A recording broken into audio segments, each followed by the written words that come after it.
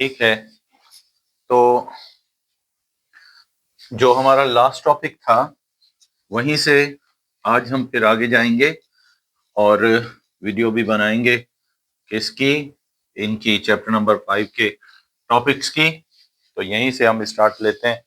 तो आज आपका टॉपिक चल रहा है मैक्रोस्कोपिक प्रॉपर्टीज तक आप पहुंच गए थे। तो अब हम बस 2 टॉपिक और रहते हैं इसमें, उनको क्लियर करेंगे फिर हम आगे जाएंगे। तो आज हमारा नेक्स्ट टॉपिक होगा, वो है इंट्रोपी। क्या है? इंट्रोपी। इंट्रोपी किससे कहते हैं? अब ये देखो, ये एक सॉलिड्स के एटम है। किसके एटम है? सॉलिड्स के एटम्स हैं। अब सॉलिड्स के एटम जो हैं वो बिल्कुल एक सीक्वेंस में, एक ऑर्डर में है, ठीक है ना, तरतीब के साथ है। अब हम क्या करते हैं, जब सॉलिड को हीट करते हैं तो फिर अब इनमें ये कन्वर्ट होना शुरू करते हैं किसमें? यानी लिक्विड में। किसमें चेंज हो गए? लिक्विड में चेंज हो गए। अब मजीद इनको और हीट करोगे तो अब ये किसमें कन्वर्ट होना शुरू हो जाएंगे? ये कन्वर्ट होना शुरू हो जाएंगे गैस में। तो अब हम कह सकते हैं कि यहां पर इनमें सीक्वेंस या ऑर्डरनेस, तरतीब बिल्कुल बेहतरीन तरतीब के साथ जुड़े हुए हैं, ऑर्डरनेस है। और यहां पर आप कह सकते हो कि ये एक दूसरे से जब अलग होने लगते हैं ना, तो इनमें क्या होने लगता है? डिसऑर्डरनेस आने लगती है। क्या आने लगती है? डिसऑर्डरनेस आने लगती है। तो अब यहां पर आप देखो, जब ये सॉलिड गर्म करते करते कहां पर पहुंच गए? गैसेस में। किस में चेंज हो गए? गैसेस में चेंज हो गए। तो अब इनमें मैक्सिमम क्या आ गया? डिसऑर्डरनेस आ गया। तो इसका मतलब ये है कि आमतौर पर जनरली जब भी किसी भी हम मैटर के स्टेट को हीट करते जाएंगे तो फिर ये होगा कि हीट जो है वो इनके पार्टिकल्स में अरेंजमेंट को, ऑर्डरनेस को टोटली क्या कर देती है? खत्म कर देती है। और मैटर पूरे का पूरा डिसऑर्डरनेस में आ जाता है। तो हम इसी डिसऑर्डरनेस को हम क्या बोलते हैं? इंट्रोपी बोलते हैं। क्या बोलते हो इसको? इंट्रोपी कहते हो। यानी what is entropy? The phenomena. यानी ये एक कुदरती तौर पर होने वाला एक अमल है, फिनोमेना ऑफ डिसऑर्डरनेस। ठीक है, जहां पर जो आमतौर पर मैटर में, चीजों में डिसऑर्डरनेस आएगी, तरतीब उनकी नहीं रहेगी, तो फिर हम कहेंगे अब इस मैटर में क्या आ रही है? इंट्रोपी आ रही है। ठीक है, तो सिस्टम की इंट्रोपी जो होती है वो उसके टेम्परेचर के साथ अमूमन क्या है? डायरेक्टली प्रोपोर्शनल होती है। क्या होती है? डायरेक्टली प्रोपोर्शनल होती है। अब आते हैं नेक्स्ट टर्म की तरफ, और वो टर्म क्या है हमारा? वो है इंथैल्पी। क्या है? इंथैल्पी। अब इसको देखते हैं कि व्हाट इज इंथैल्पी। तो यहां से हम स्टार्ट लेते हैं। नेक्स्ट टर्म है इंथैल्पी। What is enthalpy? तो आपने अक्सर सुना होगा कि हम कोई भी रिएक्शन करते हैं। क्या करते हैं? रिएक्शन। ठीक है, अब ये रिएक्शन हम कर रहे हैं किसी ओपन कंटेनर, जैसा कि हमारे पास एक जो है आमतौर पर टेस्ट ट्यूब है। ठीक है, टेस्ट ट्यूब हो गया, या फिर हमारे पास बीकर हो गया, या हमारे पास कोई भी आमतौर पर बॉटल हो गई। अब इसमें हमने कुछ चीजों को, यानी मिसाल के तौर पे हमने इसमें एसिड और इसमें क्या मिलाया है? बेस मिलाया। एसिड और बेस मिलाया। अब यहां पर ये जो है इसके ऊपर, ये जो लिक्विड हमने भरा हुआ है, इसके ऊपर क्या मौजूद है? Atmospheric pressure.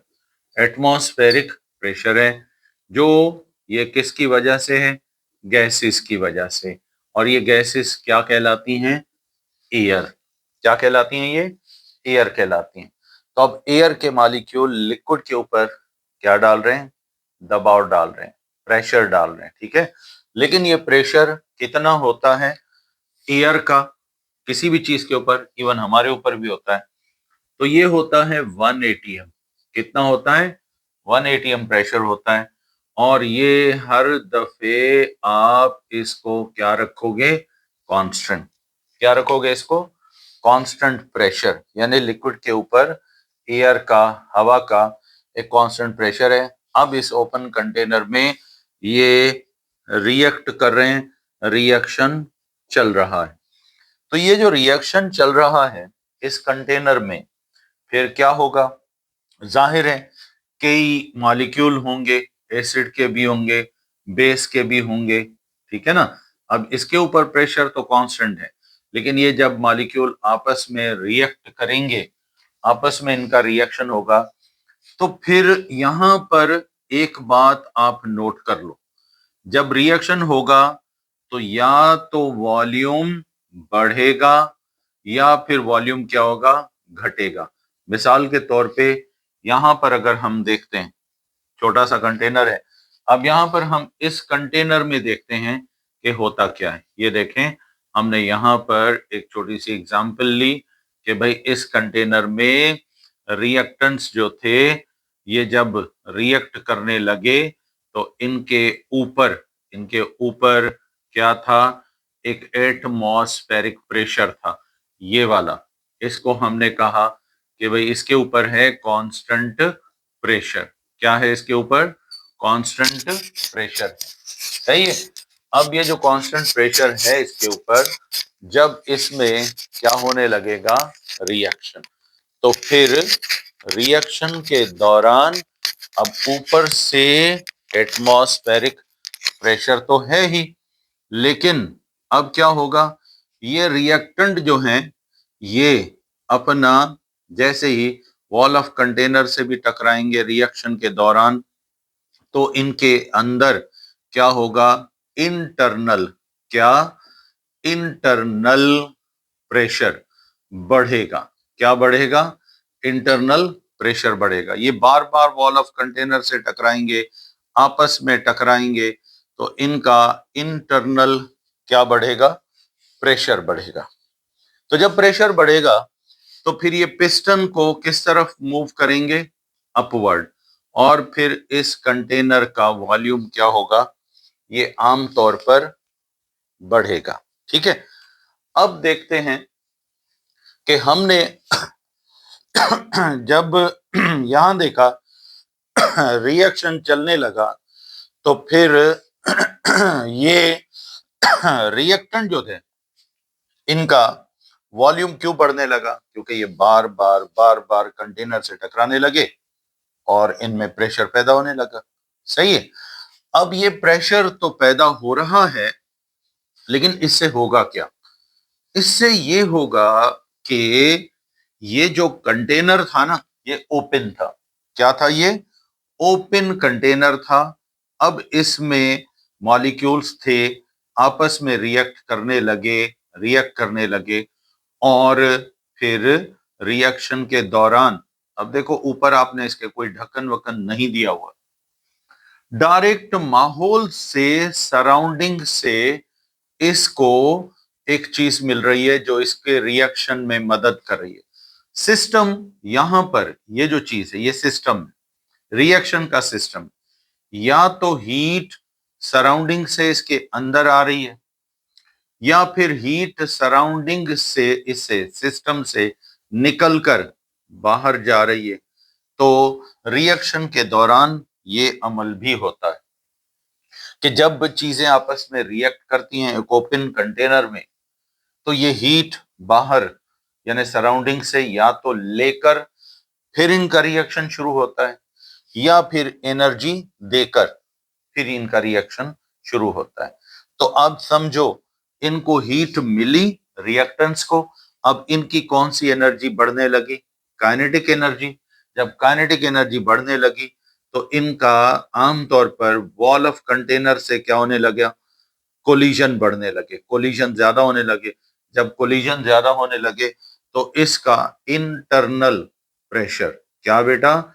इंटरनल प्रेशर जो है किसका? इसका कंटेनर का बढ़ने लगा, और ये रिएक्शन के दौरान अब जो है ये वॉल्यूम जो है वो क्या होने लगा? चेंज होने लगा। तो इसका मतलब है अब यहां पर सिस्टम में एक रिएक्शन चल रहा है, और रिएक्शन में हमें एनर्जी दो फॉर्म में सिस्टम के अंदर, इस चीज के अंदर एनर्जी या तो आ रही है या फिर इससे बाहर जा रही है, और दूसरा एनर्जी जो है जो इस सिस्टम की है ये वर्क कर रही है। क्या कर रही है? वर्क कर रही है। अब वर्क कैसे कर रही है इसको देखो। जब ये एनर्जी मिलेगी, ठीक है, एनर्जी मिलेगी, किसको मिलेगी? इन मॉलिक्यूल्स को, और रिएक्शन चल रहा है। अब हीट एनर्जी मिली, इन्होंने क्या किया? प्रेशर पैदा किया। क्या पैदा किया? प्रेशर। अब प्रेशर ने पिस्टन को, जब इसका प्रेशर बढ़ने लगा तो इन्होंने पिस्टन को ऊपर की तरफ धकेला। जब ऊपर की तरफ धकेला तो क्या हुआ? ये वॉल्यूम बढ़ गया। क्या बढ़ गया? वॉल्यूम बढ़ गया। तो इसका मतलब है अब यहां वर्क हुआ या नहीं हुआ, इसको देखते हैं। तो बस बातें ही दो हैं। हीट एनर्जी इस रिएक्शन में या इन होगी या आउट होगी। दूसरा, जब इन या आउट होगी तो इसका प्रेशर क्या होगा? चेंज होगा। जब इन होगी तो प्रेशर बढ़ेगा, प्रेशर बढ़ेगा तो गैसेस एक्सपेंड होंगी। गैसेस क्या होंगी? एक्सपेंड। लिक्विड भी एक्सपेंड। और ये फिर समझो जब एक्सपेंड होगा तो प्रेशर के जरिए एक्सपेंड होगा। तो प्रेशर एक फोर्स है, और फिर जब एक्सपेंड होगा तो स्पेस बढ़ेगा, तो फिर डिस्प्लेसमेंट होगी, पिस्टन ऊपर जाएगा, वर्क होगा। या फिर हीट इमिट होगी, इसका इंटरनल प्रेशर कम हो जाएगा। प्रेशर कम होगा, ये गैसेस सिकुड़ने लगेंगे, नीचे आने लगेंगे, मॉलिक्यूल करीब आए, प्रेशर कम हो जाएगा, तब भी वर्क होगा, क्योंकि प्रेशर जो है वो क्या है? फोर्स है। और ये पिस्टन जब मूव करेगा तो डिस्प्लेसमेंट होगी, यानी ऊपर से नीचे आएगा या नीचे से ऊपर, तो ये क्या कहलाएगा? ये वर्क कहलाएगा। क्या कहलाएगा? वर्क। अब हम किसी भी सिस्टम की टोटल एनर्जी, इंटरनल एनर्जी, उसको हमने यहां डिनोट करना है किससे? डेल्टा एच से, या फिर इसको डेल्टा यू से डिनोट करना है। जी, प्रेशर इंक्रीज करेगा तो वॉल्यूम इंक्रीज होगा, इंटरनल इंक्रीज होगा। तो अगर इंटरनल प्रेशर, ऊपर से प्रेशर बढ़ा तो फिर वॉल्यूम डिक्रीज होगा। सराउंडिंग का बढ़ा, वॉल्यूम डिक्रीज होगा। सिस्टम का बढ़ा, वॉल्यूम इंक्रीज होगा। अब यहां पर हम लेते हैं इसको, इंथैल्पी को। अब हमने कैलकुलेट करनी है क्या? इंथैल्पी। जी, बॉयल्स लॉ वाली बात नहीं, चार्ल्स वाली बात होगी। चार्ल्स लॉ पढ़ा है ना? चार्ल्स लॉ वाली बात होगी। गर्म करो एक्सपेंड होती हैं, और अगर ठंडा करो तो कूल डाउन हो जाती है, वॉल्यूम कम हो जाता है। अब डेल्टा एच, पहले टोटल इंटरनल एनर्जी ई, ये जो है जी, डेल्टा एच जो है ये हमारा होगा, यानी यहां पर हम लेंगे डेल्टा ई, और उसके बाद लेंगे पी और वी, पीवी। तो अब ये ई क्या है? ई जो है ये एक सिस्टम की रिएक्टेंट्स की, मॉलिक्यूल्स की क्या है? Internal energy. मॉलिक्यूल्स की क्या है? Internal energy. और इंटरनल एनर्जी आपको पता है कौन सी होती है? Kinetic plus potential energy. एक तो ये थी कंटेनर के अंदर, मॉलिक्यूल्स के अंदर। दूसरा, उनकी एनर्जी जो काम कर रही थी, जो काम कर रही थी। अब काम में पी माना क्या बना रही थी? प्रेशर।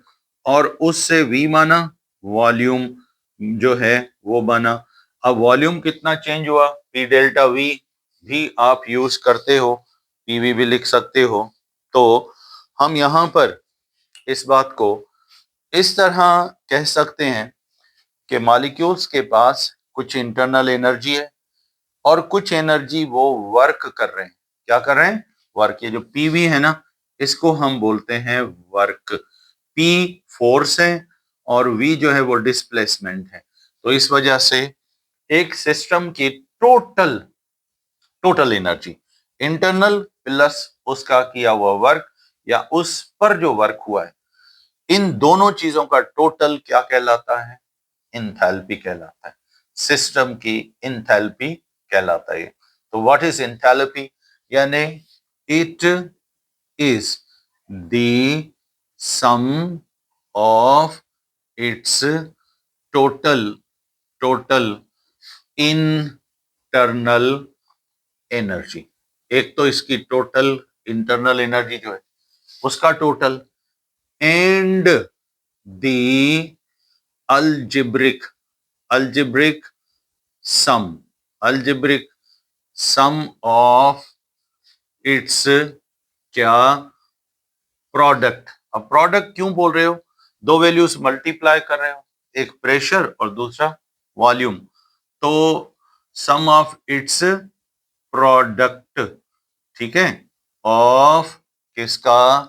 Pressure and volume. यानी जो प्रेशर और वॉल्यूम है इसको क्या बोलते हैं? इज कॉल्ड, क्या बोलोगे? इंथैल्पी। यानी ये सिस्टम की क्या कहलाती है? इंथैल्पी। तो फिर हम सिंपल वर्ड्स में इंथैल्पी किसको कहेंगे?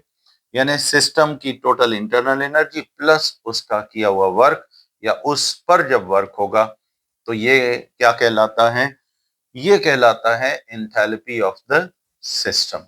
चलो, अब इंथैल्पी, ये रिएक्शन के दौरान जो भी एनर्जी चेंज होगी, वो या तो वर्क की शक्ल में होगी या फिर किसकी शक्ल में होगी?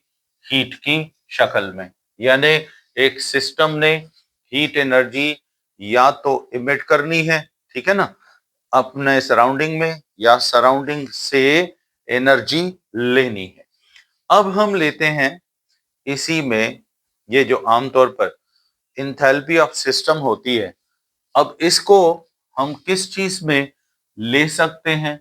आपको पता है जनरली इंथैल्पी ऑफ सिस्टम जो है ये कैलकुलेट की जाती है। Enthalpy of system can be calculated. इसको हम कैलकुलेट करेंगे in terms of energy units. यानी इनको हम इन टर्म्स ऑफ किस में लेंगे? एनर्जी यूनिट्स में लेंगे। तो एनर्जी के यूनिट्स आपको पता है। अब एनर्जी का यूनिट आमतौर पर जैसे 1 कैलोरी है। क्या है? 1 कैलोरी। 1 कैलोरी आपने पढ़ा होगा, याद भी है आपको। अब 1 कैलोरी जो है ये जब एनर्जी यूज होगी, ठीक है ना, एनर्जी, टोटल एनर्जी यूज होगी हीट की, या एनर्जी की अमाउंट यूज होगी, तो आपका वर्क करेगी कितना? 4.18 जूल्स ये वर्क करेगी। अब क्योंकि सिस्टम छोटे नहीं होते हैं, रिएक्शन में लाखों करोड़ों मॉलिक्यूल होते हैं जिनका रिएक्शन होता है, फिर ये टकराते हैं, फिर इनका प्रेशर बनता है, फिर वॉल्यूम में थोड़ा बहुत रिएक्शन के दौरान जब रिएक्शन चलते हैं या तो वॉल्यूम बढ़ता है या फिर वॉल्यूम कम होता है, तो वर्क तो होता है वहां पे। अब ये वर्क थोड़ा नहीं होता है, ये वर्क जूल्स में तो बहुत थोड़ा सा है, ये तो पर मॉलिक्यूल्स पे भी आ जाएगा, 2 3 4 मॉलिक्यूल। लेकिन वो लाखों करोड़ों मॉलिक्यूल्स का जब वर्क टोटल काउंट करोगे तो ये फिर किस में ली जाती है? ये ली जाती है किलो कैलोरीज में। यानी एनर्जी मॉलिक्यूल्स की जो है वो किस में होती है? किलो कैलोरीज में होती है। और वर्क जो है वो किस में होता है? किलो जूल पर मोल्स में होता है, क्योंकि एक मोल में थोड़े मॉलिक्यूल तो नहीं होंगे। तो इंथैल्पी ऑफ सिस्टम जो है वो किस में कैलकुलेट की जाती है? वर्क में और एनर्जी में, दोनों में। तो हम वर्क का यूनिट भी यूज कर सकते हैं, उसके लिए एनर्जी का भी यूज कर सकते हैं। तो इसलिए ये बहुत बड़े पैमाने पे रिएक्शन होते हैं, तो इसलिए ये किलो जूल पर मोल में कैलकुलेट होती है। किस में कैलकुलेट होती है? किलो जूल पर मोल में, क्योंकि दोनों बातें आ जाती हैं, एनर्जी चेंज भी है और प्लस हमारा वर्क भी है। तो दोनों का यूनिट मिलाओगे तो इंथैल्पी का यूनिट बन जाएगा, और इंथैल्पी इसी का नाम है, सिस्टम की टोटल एनर्जी और सिस्टम पर किया हुआ वर्क या सिस्टम से किया हुआ वर्क, ये दोनों मिलाओ तो क्या बनता है? ये बनता है इंथैल्पी ऑफ द सिस्टम। अब बेटा हर रिएक्शन में इंथैल्पी चेंज जरूर आती है, यानी वहां पर वर्क चेंज और एनर्जी चेंजेस दोनों चलती हैं। हर रिएक्शन वर्क भी करता है और इंटरनल एनर्जी भी चेंज करता है। तो एनर्जी का चेंज का होना, ये वर्क उस पर हो जाए या वो खुद वर्क करे, ये दोनों सूरतों में होता है। अब हम लेते हैं एक और नेक्स्ट टॉपिक आपका, वो अब ये टर्म्स आपके हो गए ऑलमोस्ट खत्म। अब हम लेते हैं फर्स्ट लॉ ऑफ थर्मोडायनामिक्स। यहां से हमारा ये लॉ शुरू होता है, first law of thermodynamics. First law of thermodynamics. अब फर्स्ट लॉ ऑफ थर्मोडायनामिक्स, इसको दूसरा नाम आप कौन सा देते हो? Law of conservation of energy of A system. ठीक है, यानी एक सिस्टम की एनर्जी का कंजर्व, परमानेंट होना, ये फर्स्ट लॉ ऑफ थर्मोडायनेमिक्स कहलाता है। अब देखो, कोई भी सिस्टम, आप कोई भी रिएक्शन किसी कंटेनर में चीजों को मिलाकर कर रहे हो, ठीक है, वो मशीन वगैरह कुछ भी लगा हुआ। अब यहाँ हमने चीजें, ये ए फिर बी, ये हमने क्या डाले हुए हैं? रिएक्टेंट्स हैं। क्या हैं ये? ये हैं रिएक्टेंट्स। ठीक है, अब रिएक्टेंट्स जब आपस में रिएक्शन कर रहे हैं कंटेनर के अंदर, तो फिर याद रखो, या तो सराउंडिंग से इनको हीट एनर्जी मिलेगी फिर रिएक्शन चलेगा। अगर हीट लेकर फिर रिएक्ट करेंगे तो प्रोसेस क्या कहलाता है? एंडोथर्मिक। क्या कहलाता है? एंडोथर्मिक रिएक्शन कहलाता है। ठीक है, या फिर ये जब रिएक्शन होगा तो ये काफी सारी हीट बाहर जाएगी, हीट इमिट होगी।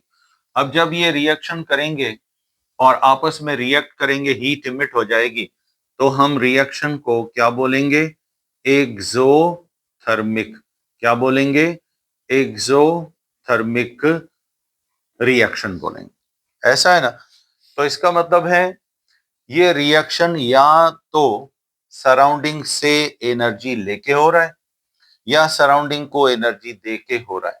तो इसका मतलब है हर रिएक्शन जो है ना, हर रिएक्शन जब भी होता है एक ओपन सिस्टम में, तो एनर्जी लाजमन एक्सचेंज होती है। ये सराउंडिंग्स को एनर्जी देते हैं या सराउंडिंग से एनर्जी लेते हैं, ऐसा ही है। तो इसलिए जितनी सिस्टम एनर्जी सराउंडिंग से लेगा, उतना ही वो रिएक्शन यानी काम करेगा, वर्क करेगा।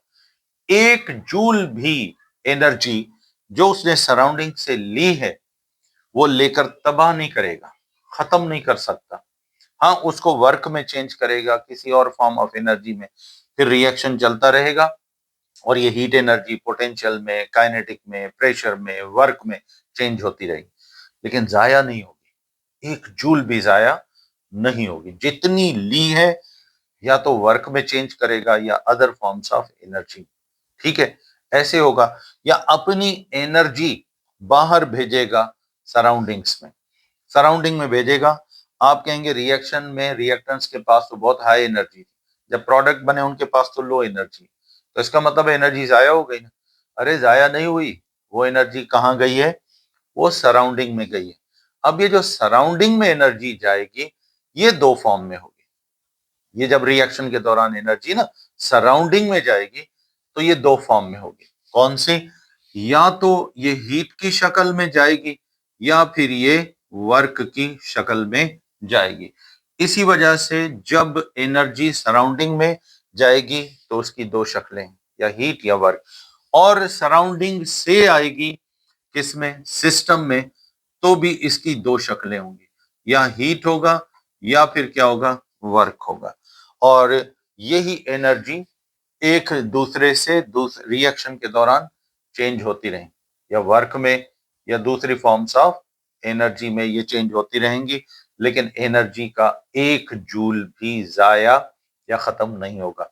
हाँ, अगर थोड़ा बहुत कम हो गया ना रिएक्शन में, समझ लो सराउंडिंग में गया, एनर्जी बढ़ी है, समझो सराउंडिंग से ली, तो इसका मतलब है एक सिस्टम की एनर्जी, रिएक्शन की एनर्जी हमेशा कांस्टेंट रहती है, ये ना बढ़ती है रिएक्शन के दौरान ना घटती है।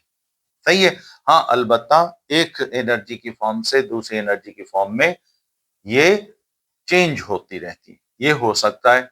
बाकी एनर्जी ना तो आप रिएक्शन के दौरान देखोगे जाया यानी फना हो जाएगी, खत्म हो जाएगी, और ना ही रिएक्शन के दौरान कोई नई एनर्जी बनेगी। तो अब रिएक्शन को बोलो सिस्टम, तो सिस्टम दुनिया का कोई भी है, वो एनर्जी को ना तबाह कर सकता है ना नई एनर्जी पैदा कर सकता है। बस ये एक काम कर सकता है कि एनर्जी को एक फॉर्म से दूसरी फॉर्म में चेंज कर सकता है। क्या कर सकता है? चेंज कर सकता है। तो इस लॉ को किसने हमें दिया था? आपको पता है, इसको दिया था मेयर ने फर्स्ट टाइम। ठीक है, इसको दिया था लॉर्ड मेयर ने, लेकिन इसको बाद में हेल्महोल्ट्ज नामी साइंटिस्ट था, जिसका नाम आपने सुना होगा। तो ये 1841 में प्रपोज हुआ था फर्स्ट टाइम, मेयर ने दिया था, लेकिन बाद में इसको इन्होंने, एक साइंटिस्ट था, इसका नाम था हेल्महोल्ट्ज, इसने दिया था। तो इसका मतलब, या इसका फर्स्ट लॉ ऑफ थर्मोडायनेमिक्स का रूल क्या है? यानी ए सिस्टम, दुनिया का कोई भी सिस्टम है, कैन नॉट डिस्ट्रॉय, यानी ना तो ये डिस्ट्रॉय कर सकता है नॉर क्रिएट, ना ही ये क्रिएट कर सकता है क्या, न्यू एनर्जी, या यूं लिख लो एनर्जी। ठीक है, एनर्जी ना तो पैदा कर सकता है ना ही खत्म कर सकता है, बट पर ये जरूर होगा, इट कैन चेंज, यानी ये चेंज कर सकता है वन फॉर्म ऑफ एनर्जी, एक एनर्जी की फॉर्म को, टू किसमें, अदर फॉर्म्स ऑफ एनर्जी, एक फॉर्म से दूसरी फॉर्म ऑफ एनर्जी में चेंज कर सकता है, बाकी ना तबाह कर सकता है ना पैदा कर सकता है। इसकी मिसाल एक रिएक्शन का सिस्टम ले लो, तो एक रिएक्शन के दौरान एनर्जी कई शक्लों में तब्दील तो हो सकती है, लेकिन ये ना खत्म हो सकती है और ना ही पैदा हो सकती है। सही। अब एक चीज ये लॉ हमें और भी बताता है कि जितनी एनर्जी सिस्टम बाहर से लेगा, जितनी एनर्जी सिस्टम बाहर से लेगा, उतनी एनर्जी बाहर फिर वापस करेगा, यानी सराउंडिंग को, यानी एनर्जी एनर्जी गेन्ड, यानी हासिल की, बाय द सिस्टम, एक सिस्टम ने एनर्जी गेन की by the system from surroundings, किससे ली, सराउंडिंग से एनर्जी गेन की, इज इक्वल, ये इक्वल होगी टू क्या, energy lost by the system, to its क्या, सराउंडिंग्स, यानी अपने सराउंडिंग्स को ये उतनी ही एनर्जी क्या कर देगा, वापस कर देगा। ये एनर्जी वापस करेगा तो ये एक एनर्जी का कंजर्वेशन हो गया, यानी पहले ली, काम किया, वापस कर दी सराउंडिंग में, वर्क की शक्ल में भेज दी या हीट की शक्ल। देखो सराउंडिंग से लेना और देना एनर्जी का चलता रहता है सिस्टम के साथ, तो सिस्टम जो है ना वो एनर्जी लेता भी है सराउंडिंग से, देता भी, जितनी लेगा उतनी वापस करेगा, ठीक है। तो इसलिए कभी भी सराउंडिंग अपनी जाती एनर्जी वो सराउंडिंग को नहीं देगा, और ना सराउंडिंग जो है वो इसको एनर्जी देकर बस कभी वापस नहीं लेंगे। ये दोनों अमल चलते रहते हैं, गेन और लॉस ये इक्वल रहता है सिस्टम का, किसके साथ, सराउंडिंग्स के साथ। अब ये है फर्स्ट ऑफ थर्मोडायनेमिक्स। अब इसका हम बनाते हैं या इसकी हम बनाते हैं क्या बेटा, इक्वेशन। तो अकॉर्डिंग टू फर्स्ट लॉ, यानी according to first law of thermodynamics, अब हम थर्मोडायनेमिक्स का फर्स्ट लॉ अप्लाई करके हम देखते हैं कि कैसे बनेगा, यानी सिस्टम की एनर्जी चेंज हो रही है।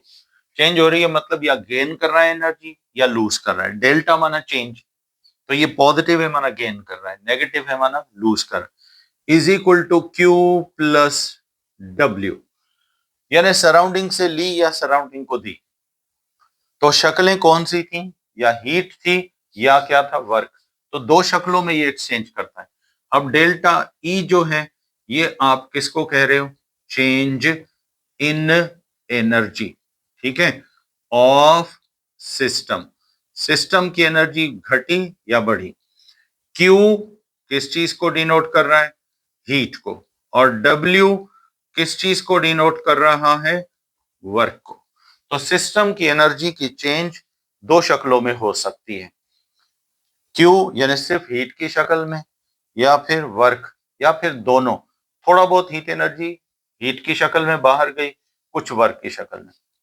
तो टोटल उसकी जो एनर्जी है जो चेंज हुई है, आई है या गई है, ये टोटल उसका कर लो कि हीट एनर्जी कितनी चेंज हुई है, हीट कितनी गई या ऐड हुई, वर्क कितना हुआ सिस्टम पर या सिस्टम ने किया सराउंडिंग्स पर। तो ये है टोटल, समझो सिस्टम की एनर्जी का चेंज करने का तरीका, या टोटल एनर्जी चेंज वर्क और हीट की शक्ल। अब हम इसमें मिसाल के तौर पे अगर मैं आपको कहता हूं कि भाई हमारा वर्क 0 है, सिस्टम ने कोई काम नहीं किया या सिस्टम पे कोई काम नहीं हुआ, फोर्स नहीं लगी, सिस्टम ने फोर्स नहीं लगाई, डिस्प्लेसमेंट नहीं हुआ, मॉलिक्यूल उधर के उधर खड़े हैं, बोतल बंद पड़ी है, आपने पानी उसमें रख दिया है, अब वो पानी ना एक्सपेंड हो रहा है ना स्क्वीज अप हो रहा है, लेकिन गर्म हो रहा है और ठंडा हो रहा है, तो यहाँ वर्क तो 0 है, क्योंकि मूवमेंट जो है वो चेंज ऑफ वॉल्यूम 0 है, डिस्प्लेसमेंट नहीं है, फोर्स उसके अंदर है अपनी जगह, वर्क 0 है, लेकिन वो हीट ले रहा है, हीट जो है वो क्या है, इज नॉट इक्वल टू 0। तो इसका मतलब है फिर हमारे पास जो डेल्टा ई होगा वो यूं होगा, क्यू तो आपकी कोई ना कोई वैल्यू होगी, यानी 2 किलो जूल 3 किलो जूल, लेकिन प्लस आपका वर्क क्या है, 0 है। तो फिर देख लो सिस्टम में एनर्जी चेंज आई, लेकिन वो सिर्फ क्या थी, हीट की शक्ल में थी। हीट इमिट भी हो सकती है, ठीक है, या फिर ऐड भी हो सकती है। अब जैसे माइनस क्यू है तो समझो heat emitted, heat emitted bye the system, heat emit कर दी किसने, सिस्टम से निकल गई। और अगर Q प्लस है तो फिर समझ लो heat is added, added to system, heat add हुई है, लेकिन वर्क नहीं हुआ है, ना वर्क किया ना ऐड हुआ, तो डेल्टा ई किसके बराबर है, Q के बराबर। अब नेक्स्ट है, अगर यही चीज यूं हो जाए, Q हमारा 0, कोई एनर्जी हीट की शक्ल में ना आई ना बाहर गई, ठीक है, सिस्टम से, हाँ अलबत्ता वर्क की शक्ल में आई या गई, तो फिर वर्क 0 के बराबर तो नहीं होगा। अब यहां पर हम देखते हैं इक्वेशन हमारी क्या बनेगी। तो इक्वेशन बनेगी delta E is equal to Q तो आपका 0 है प्लस आपका W है, तो डेल्टा E यहां सिर्फ चेंज ऑफ एनर्जी क्या कहलाएगी, कोई ना कोई work done on the system या work done by the system, ये होगा। ठीक है, अब यहां पर बस इतना समझ लो, जब work done by the system होगा, क्या होगा, बाय द सिस्टम होगा, तो यहां पर वॉल्यूम बढ़ेगा, सिस्टम अपना जोर लगाएगा, पिस्टन को ऊपर करेगा, तो फिर वॉल्यूम बढ़ेगा, डेल्टा वी, वॉल्यूम चेंज होगा, तो हम कहेंगे work done by the system, work done by the system, system से काम होगा, तो याद रखो वॉल्यूम हमेशा work done by the system से इंक्रीज होता है, क्या होता है, इंक्रीज होता है। तो वर्क पॉजिटिव है, वॉल्यूम क्या करेगा, वर्क नेगेटिव है, क्योंकि खर्च हो रही है ना एनर्जी, तो जहां एनर्जी खर्च हो जाए वॉल्यूम बढ़ेगा, लेकिन आपका वर्क क्या होगा, यहां नेगेटिव होगा। ये हम सिर्फ वॉल्यूम के लिहाज से नहीं लेते, इसको एनर्जी के लिहाज से ले रहे हैं, वर्क को किसके लिहाज से, मैं बता दूं, एनर्जी के लिहाज से, न कि वॉल्यूम के लिहाज से। वॉल्यूम तो बढ़ रहा है, एनर्जी तो सिस्टम इस्तेमाल कर रहा है ना, खत्म हो रही है उसकी, तो नेगेटिव हो गया। अब अगर यही चीज यूं होती है, इस तरह होती है कि बेटा सिस्टम पे वर्क किया जा रहा है, सिस्टम पे वर्क किया जा रहा है, और अब के बार ये ऊपर से प्रेशर पड़ रहा है सराउंडिंग का, और वॉल्यूम क्या होता जा रहा है, वॉल्यूम डिक्रीज हो रहा है, वॉल्यूम क्या हो रहा है, डिक्रीज हो रहा है। जहां पर देखो वॉल्यूम डिक्रीज हो रहा है, तो आपका वर्क जो है वो सिस्टम पर हो रहा है, पॉजिटिव है, और यहां वॉल्यूम डिक्रीज हो गया, एनर्जी सिस्टम के अंदर इन हो गई, तो यहां पर आपका वर्क पॉजिटिव होगा और यहां वॉल्यूम डिक्रीज होगा, पिस्टन डाउनवर्ड मूव करेगा, और सराउंडिंग जब ये कंप्रेस होंगे ना पार्टिकल, प्रेशर बढ़ेगा। तो ये वर्क होता है पॉजिटिव भी और नेगेटिव भी होता है, किसके लिहाज से, सिस्टम की एनर्जी के लिहाज, ये मैंने बताया है एनर्जी के लिहाज से। तो वर्क नेगेटिव भी होता है और वर्क पॉजिटिव भी। आज हमने फर्स्ट लॉ ऑफ थर्मोडायनेमिक्स की इक्वेशन को कंप्लीट किया, कल इंशाल्लाह इसके हम इक्वेशन के एप्लीकेशंस पढ़ेंगे, और उसमें हम देखेंगे कि फर्स्ट लॉ ऑफ थर्मोडायनेमिक्स कैसे अप्लाई होगा, work done by the system और ऑन द सिस्टम से क्या मुराद है, और इसके एग्जांपल्स कुछ हम करेंगे, इक्वेशन को हल करेंगे, और फिर देखेंगे वर्क फिजिक्स में नेगेटिव और पॉजिटिव कहाँ होता है और यहाँ किस तरह। तो अब यहाँ इजाजत दें, अल्लाह हाफिज।